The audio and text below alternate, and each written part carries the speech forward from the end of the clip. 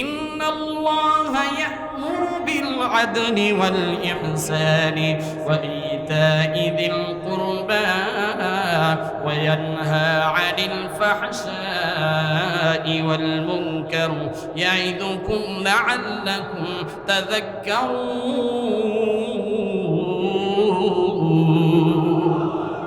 আল্লাহ তাআলা পৃথিবীর মানুষদেরকে প্রত্যেকটা মালিকদেরকে আয়াত স্মরণ করিয়ে দিয়ে প্রত্যেকটা মালিকের জন্য দুইটা দায়িত্ব দিয়ে দিয়েছেন যে মালিকরা প্রথম পর্যায়ে কি দায়িত্ব পালন করবে। ইন্নাল্লাহা ইয়া'মুরু বিল আদল, তারা যেন ন্যায় বিচার করে, ন্যায় ইনসাফ করে। মালিকরা যেন প্রত্যেকটা শ্রমিকদের সাথে ন্যায় বিচার করে, ন্যায় ইনসাফ মতো কাজ করে। প্রত্যেকটা মালিকের উচিত যতটুকু ন্যায় প্রত্যেকটা শ্রমিকের সাথে যেন ন্যায় বিচার যেন তারা প্রতিষ্ঠা করে। ওয়াল ইহসান, এবং মালিক যেন অনুগ্রহ করে। আল্লাহ তাআলা এবার বলতেছেন ওয়া ইতা'i যিল কুরবা, মানুষগুলো যেন তাদের নিকট আত্মীয়দের সাথে ভালো ব্যবহার করে। ওয়া ইয়ানহা আনিল ফাহশা'i ওয়াল মুনকার, এবং আল্লাহ তাআলা এখানে নিষেধ করতেছেন মানুষ যেন গর্হিত ফাহিশা অশ্লীল কাজ থেকে বিরত থাকে। ইয়াইযুকুম লাআল্লাকুম তাযাক্কারুন, আল্লাহ বলে এটা বিচক্ষণ ব্যক্তিদের জন্য, জ্ঞানী ব্যক্তিদের জন্য আমি উপদেশ স্বরূপ দিয়ে দিলাম। শুধু তাই নয়, আল্লাহ তাআলা এই আয়াতের পরে আমরা যেটা খুতবার ভিতরে যে আয়াত শুনি, আল্লাহ তাআলা কোরআনের আয়াত, সেটা হলো সূরাতুল বাকারার আয়াত।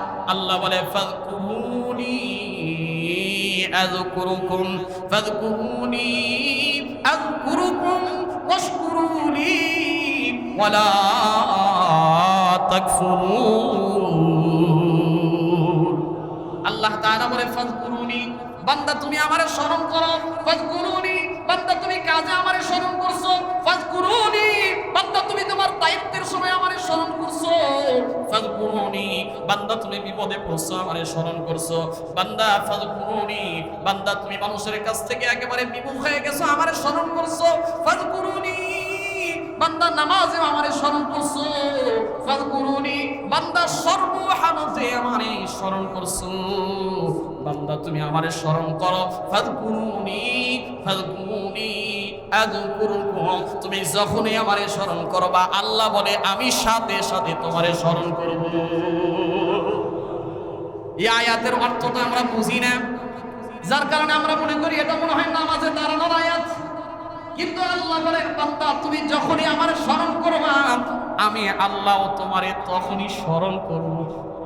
সুবহানাল্লাহ। বাড়ি যায় কই আমরা কি আল্লাহর বিপদের সময় স্মরণ করি? আল্লাহ বলে দুঃখেও স্মরণ করো, সুখেও আমারে স্মরণ করো।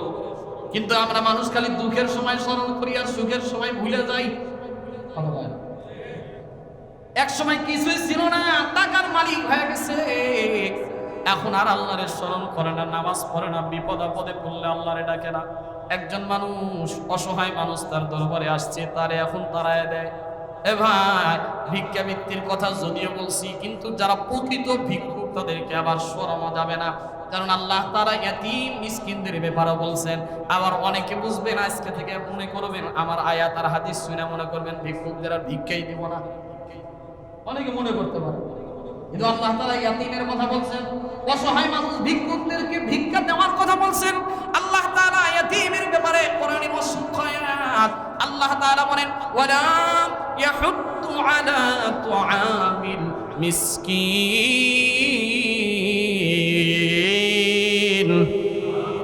তোমরা মিসকিনদেরকে ধমক দিও না, অসহায় ফকিরদেরকে ধমক দিও না। এজন্য যেই কথাটা বললাম, আল্লাহ তাআলা মালিকদেরকে অন্যতম একটা দায়িত্ব দিয়েছেন, সেটা হলো মালিকরা যেন শ্রমিকের উপরে ন্যায় ইনসাফ বিচার করে, ন্যায় বিচার করে।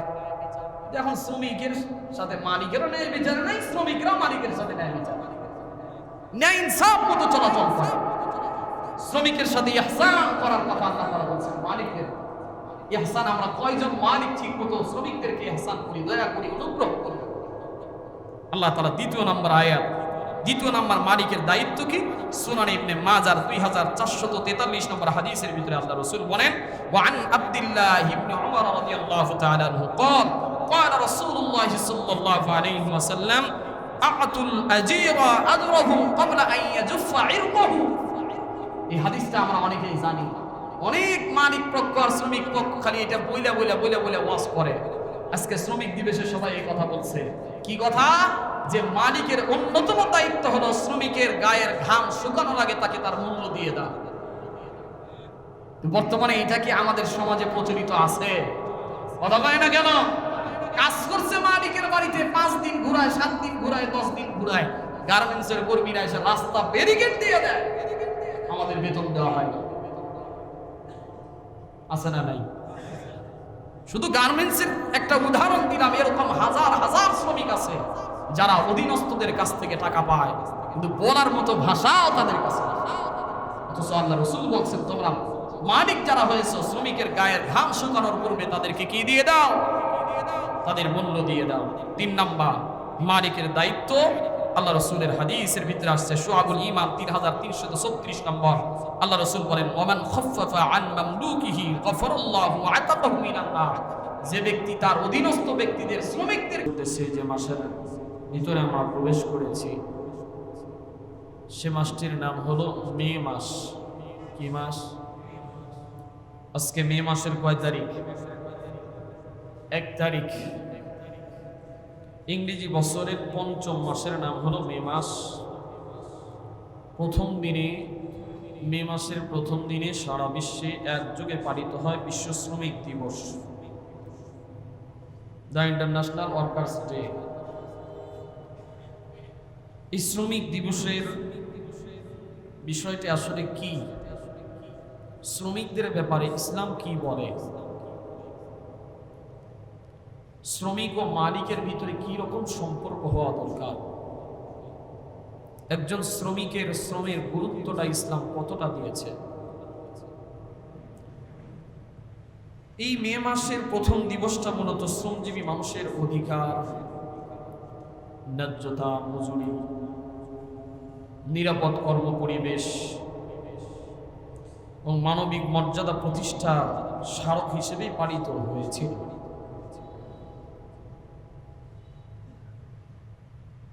যদি এটা শ্রমিকদের মানবিক মর্যাদা দিকে লক্ষ্য করে এই দিনটা পালিত হয়, কিন্তু বর্তমানে আমরা দুঃখের সাথে দেখতে পাচ্ছি যে বর্তমানে এই শ্রমিক দিবসের আনুষ্ঠানিকতা আছে। শ্রমিক দিবসের দিনে আমরা আনুষ্ঠানিকভাবে এই শ্রমিক দিবস পালন করে থাকি। আমরা এটা নিয়ে একটা বড় র্যালি তৈরি করি, সভা সমাবেশ করি, আলোচনা করি। তো আসলে কি এর দ্বারা শ্রমিকদের যে মূল প্রাপ্যটা, এটা কি পাচ্ছে কিনা? একটা শ্রমিকের ঘামের দ্বারাই, একটা শ্রমিকের শ্রমের দ্বারাই আমাদের এই সমাজের অর্থনৈতিক উন্নয়ন হয়, অর্থনৈতিক অবকাঠামো তৈরি হয়।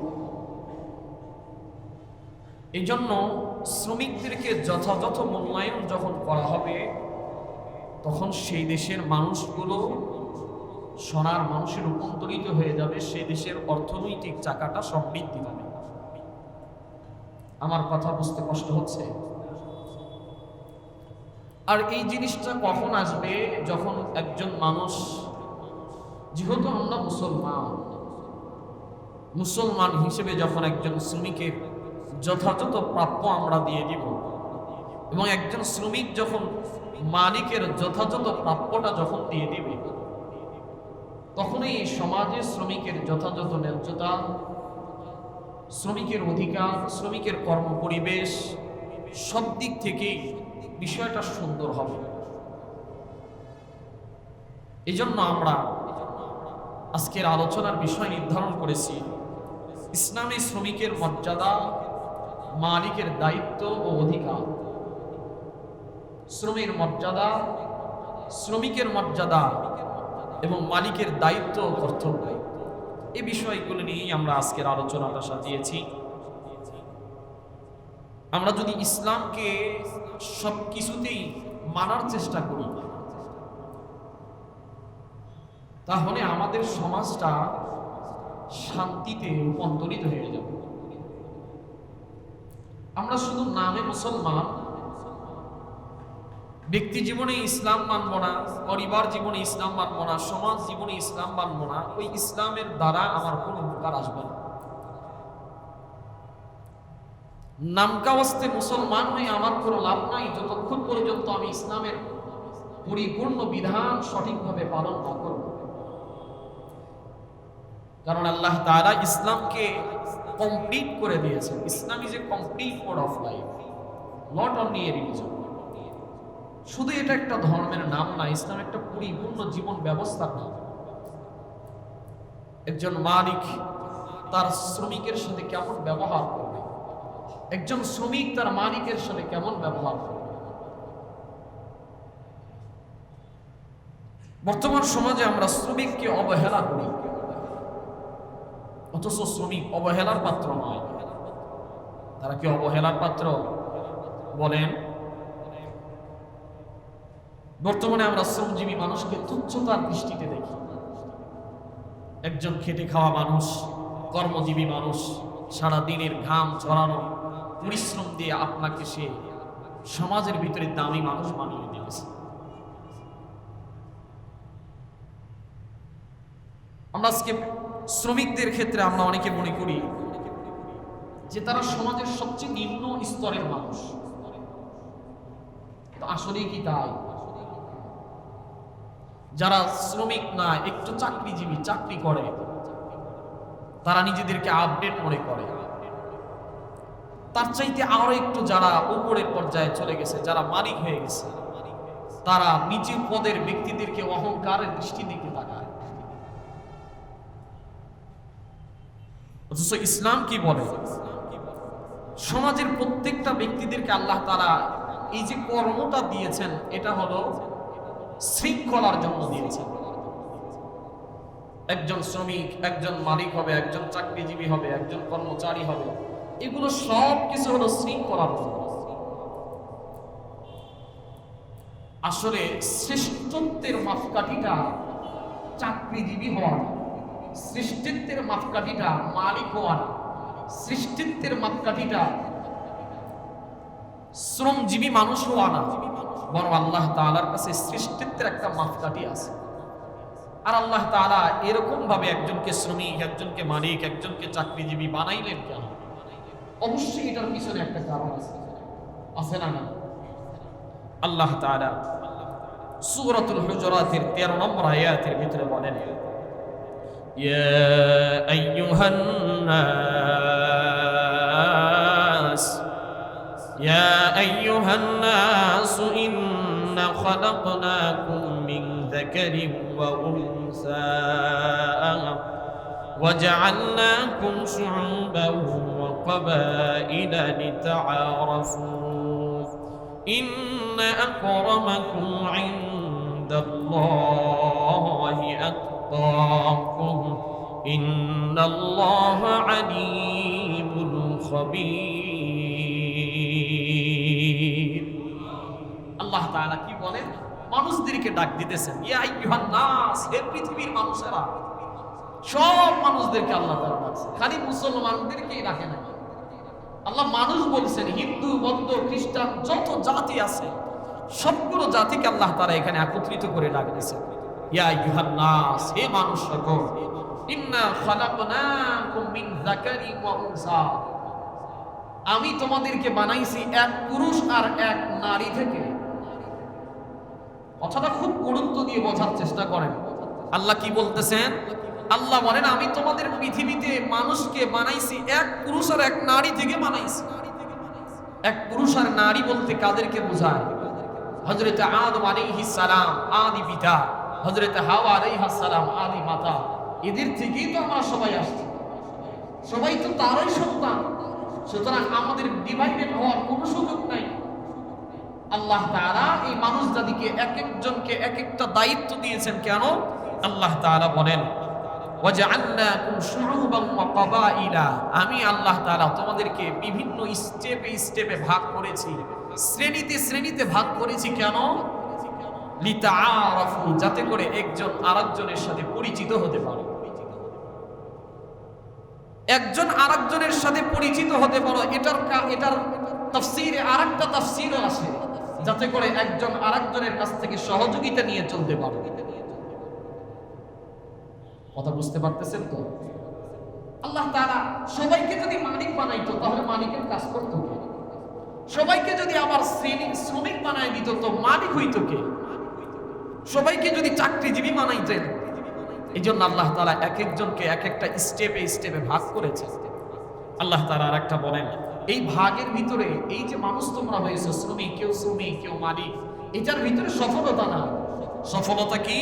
আল্লাহ তাআলা কোরআনুল কারীমের ভিতরে বলেন, ইন্না আকরামাকুম ইনদাল্লাহি আতকাকুম, নিশ্চয়ই আল্লাহ তাআলার কাছে সর্বশ্রেষ্ঠ মানুষ হলো ওই ব্যক্তি যেই ব্যক্তির অন্তরের ভিতরে তাকওয়া আছে, আল্লাহর ভয় আছে। সুবহানাল্লাহ। কয় না? তার দ্বারা বোঝা গেল আপনি মালিক হয়েছেন তার মানে আপনি শ্রেষ্ঠ হয়ে গেছেন এমনটা না। আপনাকে আল্লাহ তাআলা শ্রমিক বানাইছেন, আপনি যে আল্লাহর কাছে অশ্রেষ্ঠ হয়ে গেছেন, বেদামি হয়ে গেছেন এমনটা না। বরং আল্লাহ তাআলা বলেন একজন শ্রমিক আল্লাহর কাছে দামি হইতে পারে, একজন মালিকও আল্লাহর কাছে দামি হইতে পারে, একজন কর্মচারীও আল্লাহর কাছে দামি হইতে পারে। এটার জন্য মাপকাঠি হলো একটাই, সেটা হলো অন্তরের ভিতরে আল্লাহর ভয় নিয়ে আসা। কার ভয় নিয়ে আসা? আল্লাহ তাআলা আবার বলেন, ইন্নাল্লাহা আলীমুল খবীর, আমি আল্লাহ তাআলা তোমাদের অন্তরের খবর জানি। সব কিছু আল্লাহ তাআলা জানেন। এর দ্বারা বোঝা যায় প্রত্যেকটা মানুষকে আল্লাহ তাআলা এক একজনকে এক একটা কাজের জন্য বানাইছে। আমরা যদি একটু দেখি, কৃষক জমিতে আবাদ করে, ওইটার দ্বারা একটা মানুষের উপকার হয় কি হয় না? বলা যায় না। কৃষকের যদি জমিতে বীজ বপন না করতে,